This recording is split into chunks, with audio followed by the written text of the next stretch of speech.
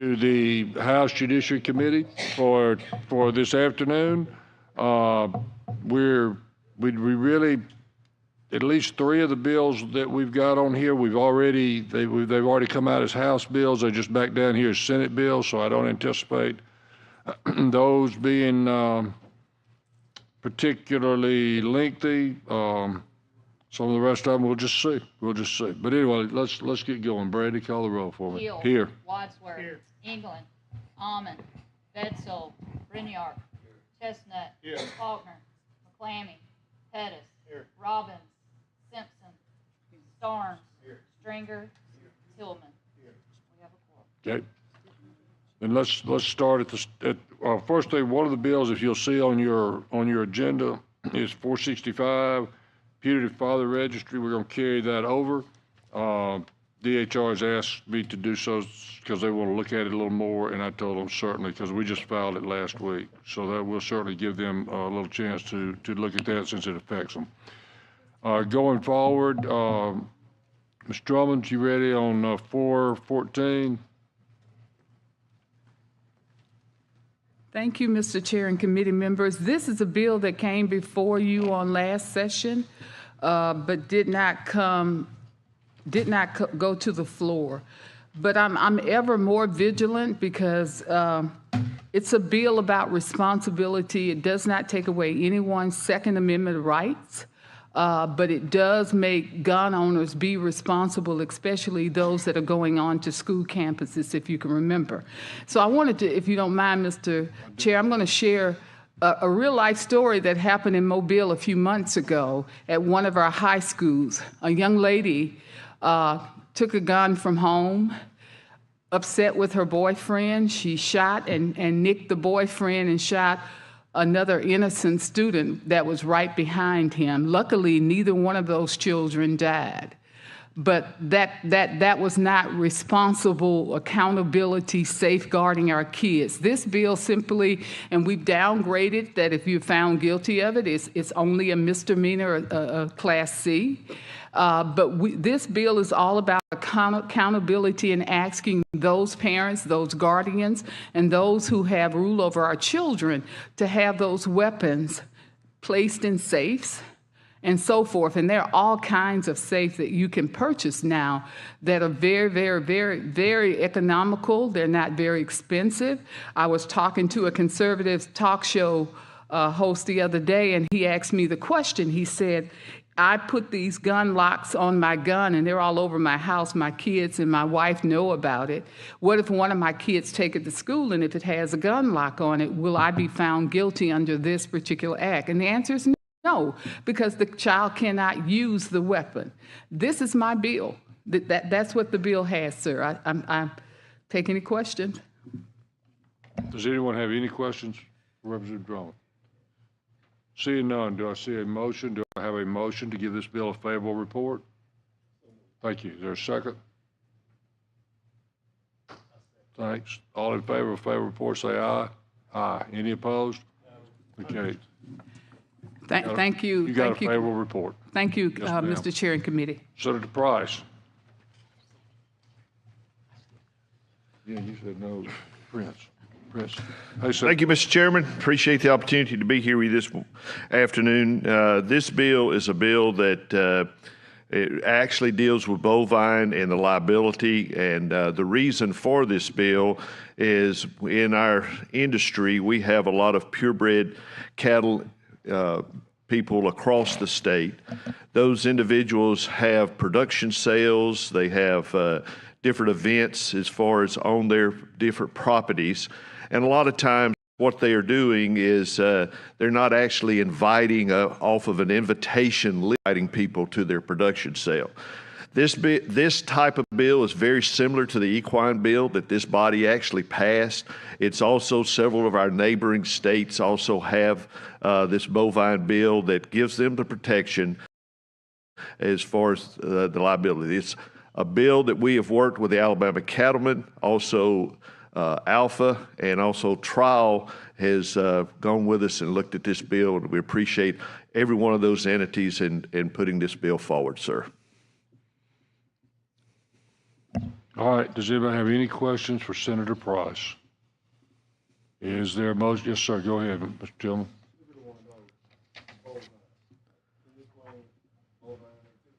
Cattle activity. It may be as far as what I call a production sale is to where the cattle that maybe they have raised, they actually have a sale.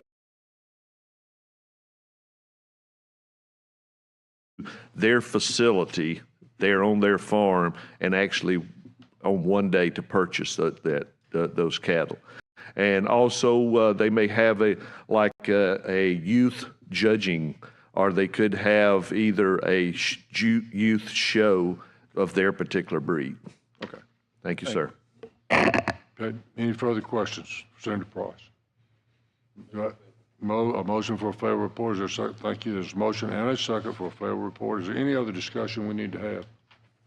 All in favor, please say aye. Any opposed? Senator, thanks a lot. You got. Thank you, Mr. Chairman. Thank you, committee. We appreciate you. Folks, we're going to hold Barefoot, Gavan, and Chambliss till the end. They're not here. These are bills we've already done. So let's let people that need to talk to us, okay? And so with that, Senator, let's talk about 289, okay? Perfect. Thank you, Mr. Chairman. 237 is a bill that we actually passed unanimously out of the Senate committee and unanimously out of the entire Senate body. And what it does is in a body where we've already determined we have legislation that has been passed, that we have personhood legislation, that life begins at conception. If indeed that is the case, so does support begin in utero. And so what this bill does, in the event after the first year that a child has been adjudicated the biological child of a father, that mother has the opportunity to go back and ask for retroactive child support in utero. And so we did have some questions. One of the questions that came up in the Senate, and then earlier today was, why in utero? You do not start purchasing and buying where the child doesn't need support once the child is born. It happens prior to. In my family right now, we're actually going through. I am hopefully, we found out we might have a few problems with our little baby, but I am planning right now to be a new grandmother in November. So I'm already buying me now. And so it's the same way in most families, that prior to the child being born, Pampers are bought prior to, formula is purchased, swing sets, all kinds of things, the baby carrier, the cribs, all of those things are purchased in utero. And that's why we think that it is fair and just that child support go all the way back to those, the 9 months in utero. And if no further questions, as if I was still on the committee. Yes, ma'am. And you know what, Ms. Coleman, we're going to treat you just like you are. So that's fine. Yes, sir. I don't know how to take that. Positively. Thank you. Senator, I thank you for talking with me just before the meeting, and I didn't want to blindside you. Thank you for that. With that. But last week when this came up and Chairman Hill brought it, I asked questions about, why you would want to go back 9 months prior. I mean, that is before the child is here, before the child is incurring those expenses. I understand your explanation. I know that we typically have baby showers and the family does do things for the child. But in reality, in these paternity cases, I do a lot of domestic relations. So do I. And so you know how it is on Daddy's Day on the 5th floor of the Tuscaloosa County Courthouse. You have every male that the woman thinks might be the dad up there, and they have to do a paternity test. They get a DNA test, and then they come back to find out which one was the lucky guy that ended up being the dad. And then there's already a mechanism to have them pay for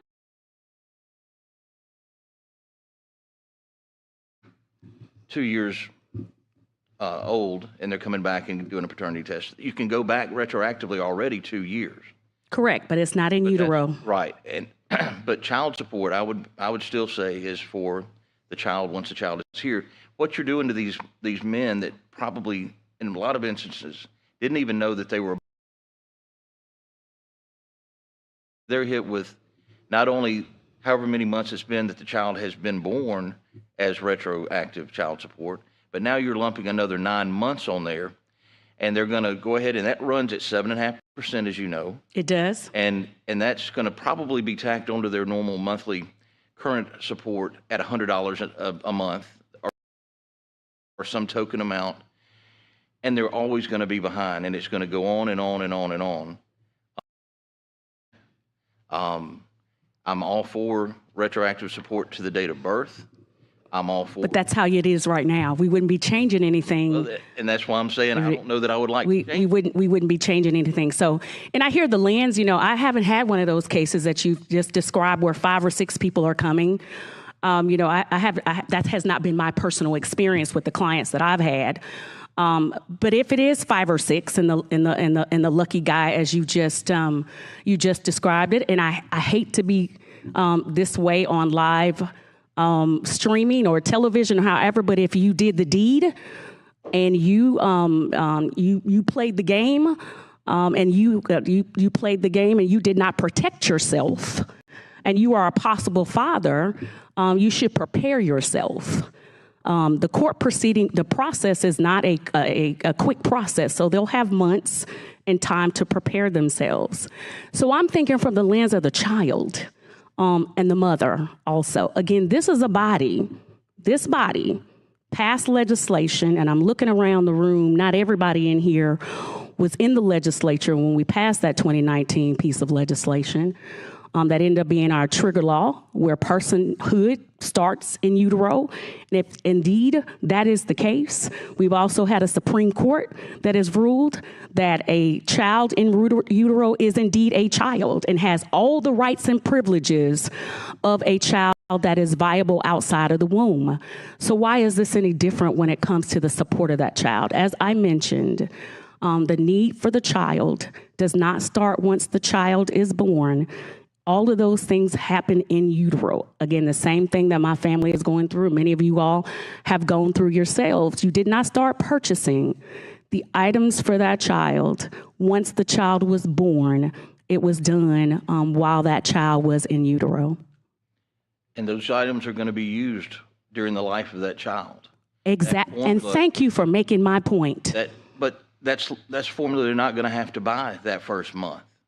That's formula that's. But there'll be other things that are purchased the first month, the second month, and so on and so forth. All right, and if it's a crib or something like that, well, the 3rd or 4th child has already got that crib.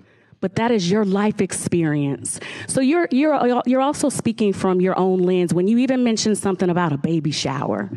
Not all families or not all mothers have extended family to have baby showers for them. So you got to think outside of your own bubble. And again, at the end of the day, this is about the support of the child. Hey, Senator Coleman, I have a quick question for you. Yes, sir. So I was reading it, and so basically, it goes, so if you have a child and you ask for child support order in the first year of birth. 1 year, yes. You can then have it retroactive for 9 months prior. But what happens if someone has a premature baby and they weren't even pregnant 9 months before? Let's say they go into labor 5 months and the baby's in the NICU and survives. Doesn't that seem a little unfair to go back prior to even the pregnancy? Does that make sense? See what I'm saying? That actually makes a lot of sense, and that is one I would entertain us making a change for however the amount of time that the child was in utero. I was a person that actually went a little bit longer than 9 months. Yes. I was overdue. So yes, things like that do happen. I would entertain something like that. I hear you 100% on that particular issue. Yeah, I was just. And that child's going to need a lot more support. Because that child more than likely would have some issues. Right, they would have issues, but just in an equity stance, I was just I like why pay hadn't child thought support about when it there that is way. no pregnancy? Yeah, I would definitely entertain some type of amendment to adjust that piece right there. What if it? I think that's fair. And that would also accommodate your concern of saying if you were pregnant longer than 9 months. So if you could say something like the order shall be retroactive to the assumed date of impregnation or a medically, some sort of medical determination I like that. of when but I'm not technical enough to know that how we should word that. So he said, I won't say what you said out loud. You're the expert in the room to get the language correct. Already an amendment that says, and I don't know nobody's offered it yet, but it's in the packet. About to. Plainly it changes it from the 9 months prior to the birth of the child, where it says retroactive to the birth of the child. Nobody talked to me about that, but that's definitely 100. That's what I talked, that is the one I talked to you about a minute ago. I thought the one that you mentioned to me that was started back at say it again. Maybe I misunderstood what it said. All right, here's the amendment I'm gonna offer, Ms. Coleman, and listen, and I wanna look on page 4, line 87. Page 4, line 87. And there it says retroactive to 9 months prior to the birth, and I wanna say retroactive to the birth of the child. In other words, I don't think, That guts the bill. I mean, there's no purpose for the bill. We didn't go to court right now and ask for child support to the birth of the child. I think you can only. That isn't, go that 2 is, years, can't you? that completely guts the entire bill. You can go back 2 years. Yes, sir. So Well, if the child's 6 years old and you're established maternity, you can only go back for up to 2 years. But if you go at 1 year, like this bill says, that there's no purpose for the piece of legislation at all. And this bill only says if it's adjudicated in the first year. gotcha. That's it.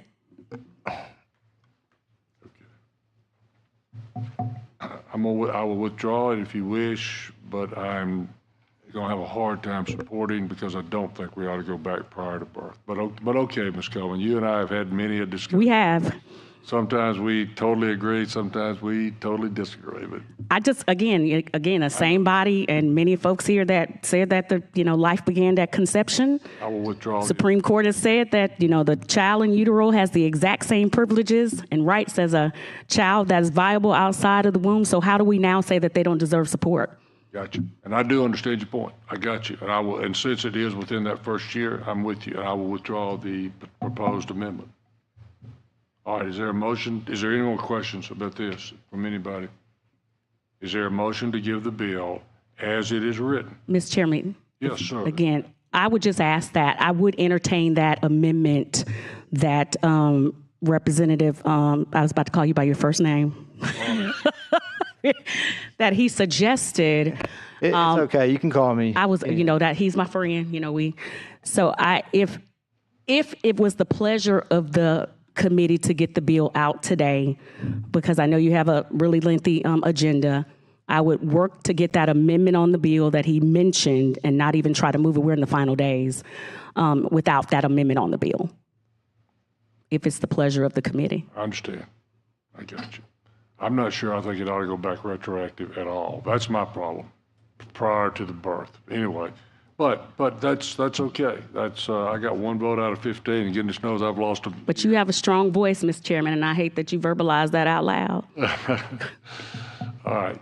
Well, I think we're about to take a vote on it. Is there a motion to give this bill a favorable report as it's written? All right. And Mr. Tillman seconds. Motion and a second to give this bill a favorable report as it is written. Any other questions? You want to roll call? No. All right. All in favor say aye. Aye. Any opposed? No. No. Okay. No, ma'am. You do not get a favorable report. Well, we'll be back next year, and again, I just don't understand how we vote to say where life begins, and then we don't allow that child to have the full financial support. So we'll be back next year. Okay. Thank you, ma'am. And I appreciate that. Ms. Coleman, would you do 289? Yes, and I may need a little help. So 289 is a problem that we actually found with our notary. The gist of the bill is actually on page 1. And what it allows for is to provide that both individuals who are licensed professionals and their employees who are commissioned as notary public may lawfully perform notarial acts that are required in the practice of their profession. And then there's a definition in the bill itself about what the profession is. But Susie is here today also from the Bar Association, and I just saw Senator Gavan also in the room today, who is my lead co-sponsor and knows a lot more about this issue than I do. Mr. Chairman, I make a motion for a favorable report. I think we all understand. I do. I think it was a definitional issue. Yes. Okay, there's a motion and a second for a favorable report for 289. Any other questions? All in favor say aye. Aye. Any opposed? Okay, Senator Coleman, thank you. Thank you, Mr. Chair. You know, We appreciate it. 1 for 2, not too bad today. Thank you. Ms. Coleman, it's always good to see you. Good to see y'all, And you come back anytime you want to. You're always welcome. The Senate has changed her because but she talked about not wanting to do things streamed. And I remember back in the day when she used to say she wants all the smoke. I think that was a quote from the House floor at one point. It wasn't quite like that. I said somebody else didn't want the smoke. Okay. Senator Gavan, I see you're here. Would you like to talk to us about 287? Thank you, Mr. Chairman. I don't know if y'all handled the House companion in this committee. Okay, I see we have it in Veterans Affairs coming up. So it's just the same version, updating the military code per the request of the Guard. Okay, and we did, honestly. We handled this. I remember it. Mr. Chairman, I make a motion for a favorable report. All right. Second. Second. Okay, there's a motion and a second for a favorable report. And you're right, Senator. We absolutely did this and last time. So all in favor say aye. Aye. Any opposed? Good luck, Senator. Thank you. Thank you. Appreciate you. We do. We appreciate you. Mr. Butler, talk to us about 452.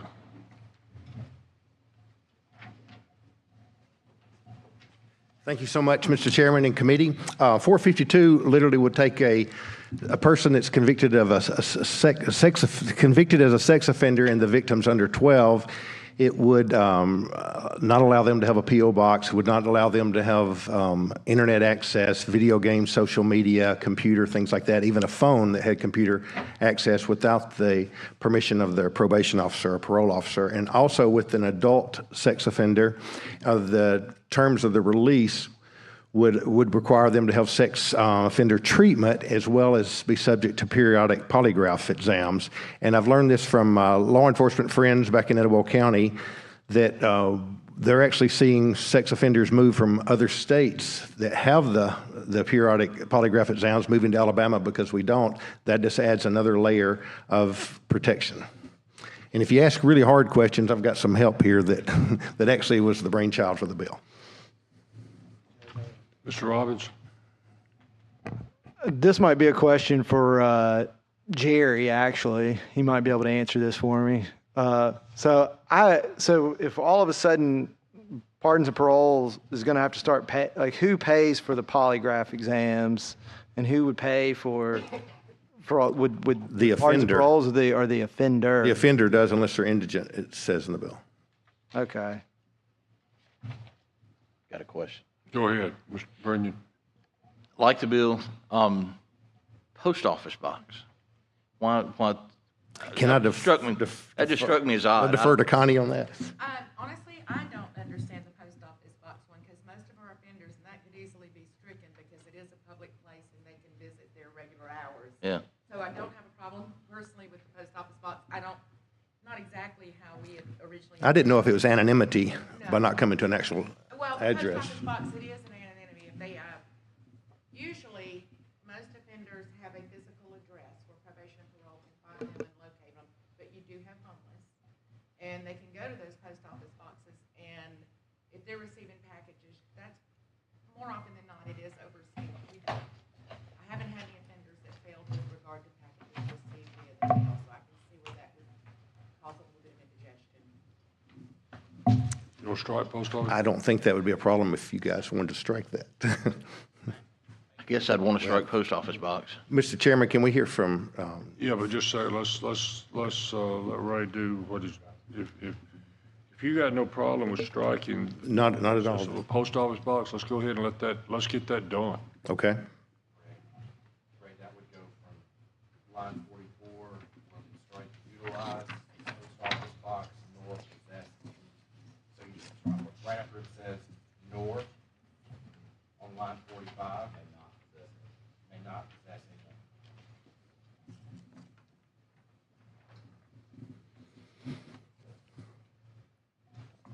Yes, sir. Mr. Starnes, go ahead. I do have a question. All right, so you said that they wouldn't be able to, if they were indigent, that they wouldn't have to pay. Who's going to pay that cost for polygraph? Well, I'm like everything else, we the people wind up paying those. So I assume that would be the case. Because that would put a strain on the department, and I just don't see how it would be paid for. I mean, sometimes we pass bills that are great, but you know, when you boots on the ground, things don't work. And I was just trying to get some clarification on that, because who's going to carry that burden? I know the courts won't. The department, I mean, it's strapped already. That's my concern. And a lot of these things can be done on the special conditions of a probation order if the judge wants that done, because I've searched many computers and done a lot of things. So we have that ability already if the judge wants it. So it gave the discretion to the judge.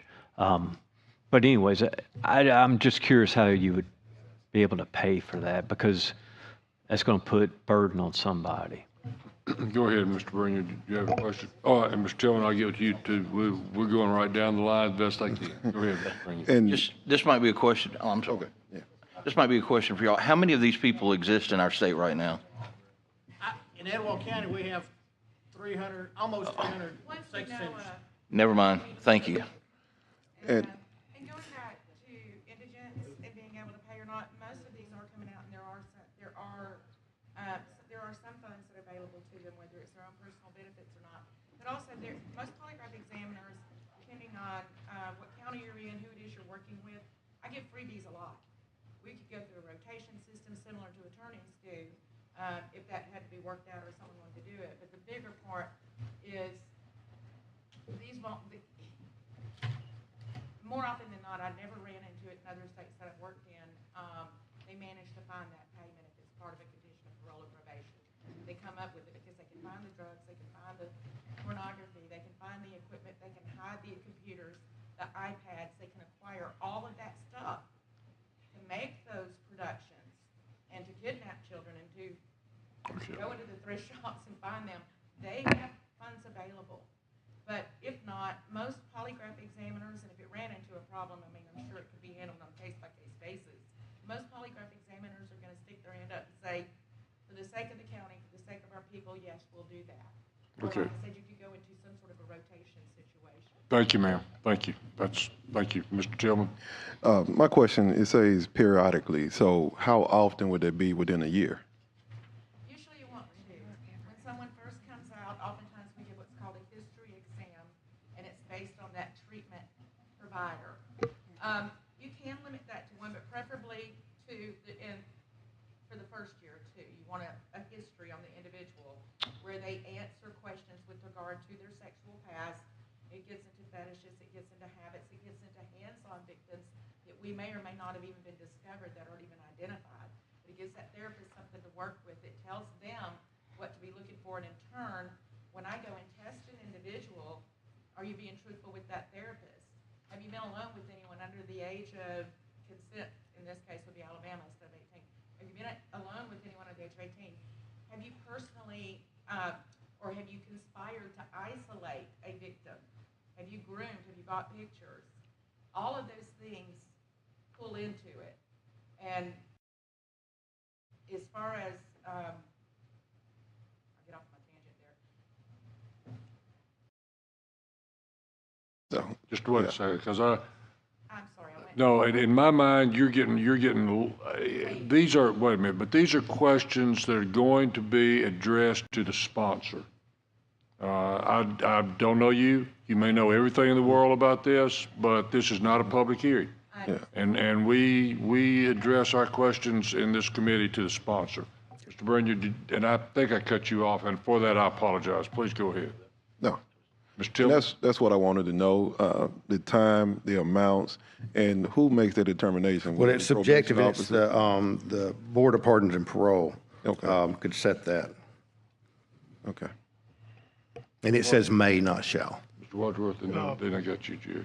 Go ahead, Mr. Wadsworth. I actually want to ask a question to Mr. Starnes, who is a prior probation officer. Sure, you may certainly ask a question to Mr. Starnes. He's our probation officer on this committee, and we're glad he's here. How do the sex offenders typically call in?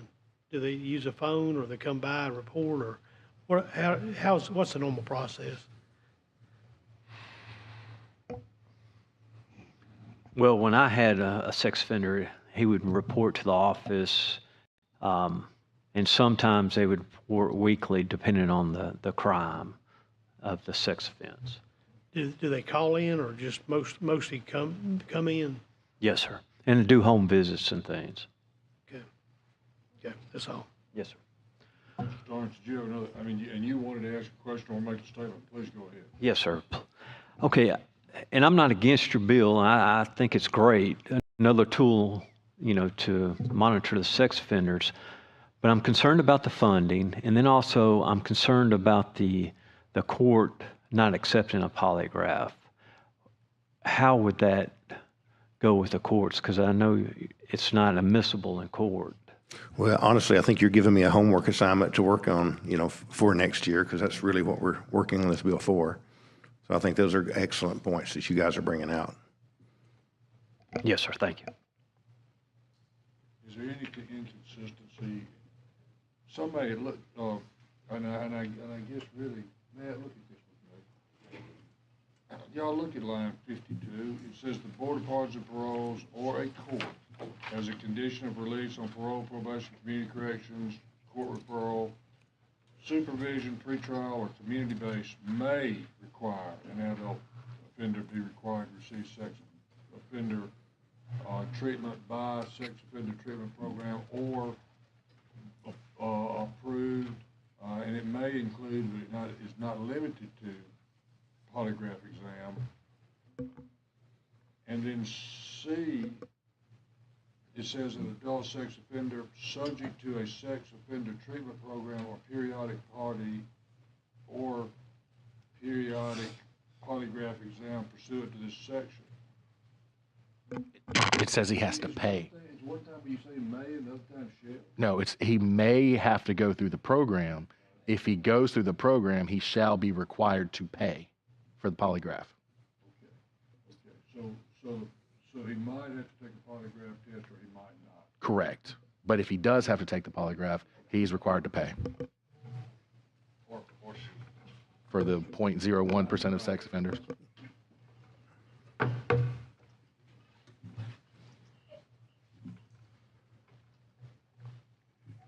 So I've got a question.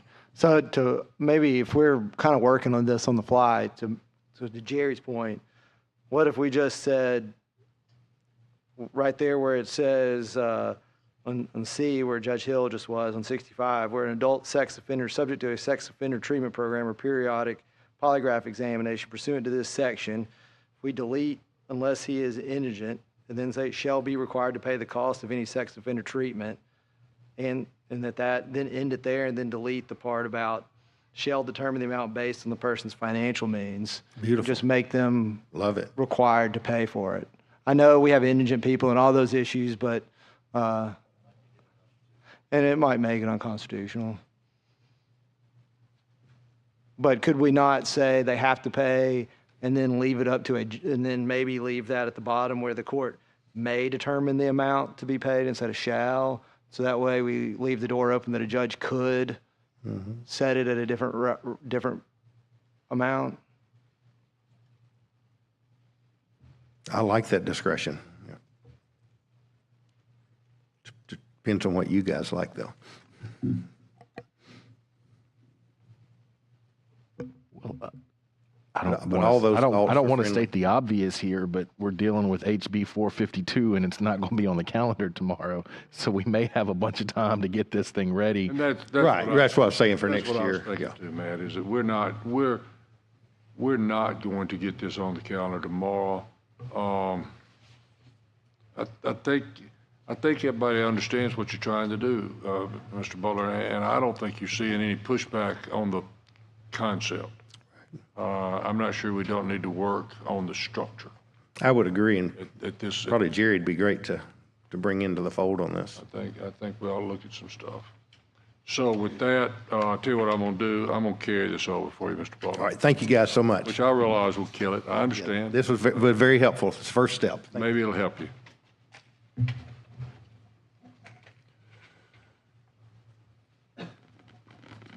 Mr. Stringer, you want to do 476?